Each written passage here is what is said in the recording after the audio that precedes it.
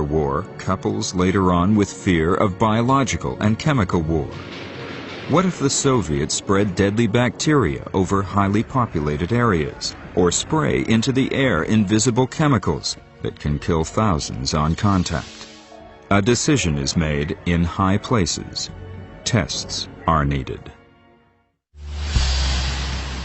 San Francisco Bay, California, 1950. During 7 days in September, the Army simulates a bacteriological attack on the city. Declassified Army documents reveal that in 6 such attacks, large amounts of bacteria called Serratia marcescens are sprayed toward San Francisco from a small Navy boat in the bay. Carried by the wind, the airborne bacteria spread over a large area. The Army wants to know how far the bacteria can go. These declassified maps of the actual test show the extent of the area that is covered.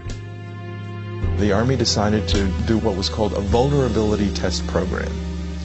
And the effort was over a period of 20 years, actually, between 1949 and 1969, when hundreds of tests were conducted over populated areas to see whether, by spraying germs and certain chemicals, whether they would endanger a large population. Now, the Army did spray a lot of bacteria around, although they weren't the highly dangerous kind that would be used as an actual weapon. The bacteria that they used did have some health risks. The invisible attack would probably have gone undetected, but something goes terribly wrong. A few days after, 11 people are admitted to the Stanford Medical Center in San Francisco. They are all suffering from a severe bacterial infection. One of the patients, Ed Nevin, dies. I was 9 years old in 1950 when he died. My mother was a nurse. She was actually helping to attend to him. And it was a terrible sickness. He was going from high fevers to chills. He had hallucinations, and so it was a very, very serious infection and fever that was causing all that in him.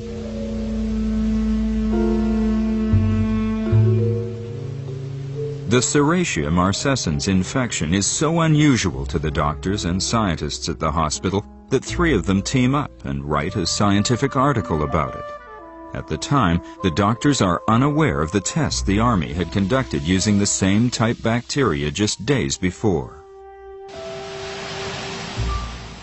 The scientific article is published in October 1951 in the Journal of the American Medical Association, reaching a very limited readership.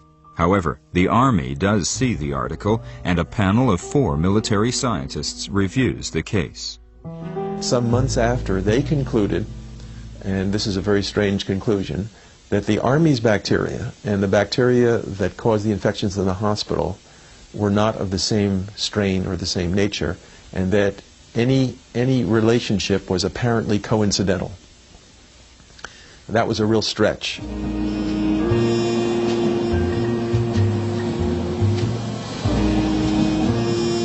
It takes 25 more years before the story finds its way out into the open.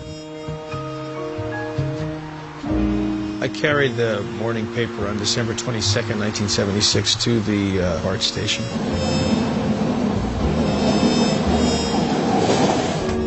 I was reading the front page and read with some interest because of my work as a trial lawyer. The front page told a story of testing that was done in 1950 in San Francisco. I was surprised, but actually somewhat cynical as a trial lawyer. Nothing surprises me anymore was sort of my then 35-year-old attitude.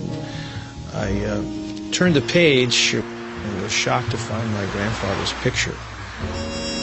And they related the story that in fact he was the only one who died from the testing, that he died from Serratia marcescens, the very bacterium that was sprayed in the air. Nevin consults with his family and decides to take the federal government to court. The trial begins on March 16, 1981, more than 30 years after the actual event took place. The heart of the case to me was that you can't test American people like guinea pigs. I mean, if we have anything in our country, we proudly look at with disdain upon the practices of the Soviet Union and the Iron Curtain countries of those days in the midst of the Cold War. So the heart of the case to me was this terrible discovery that we were no better than what we were describing. 3 months later, on May 20th, the Honorable Judge Conti rules against Nevin on all counts. He concludes that the Army's decision to test falls within the discretionary function exception, which gives the United States government immunity from lawsuits on such matters.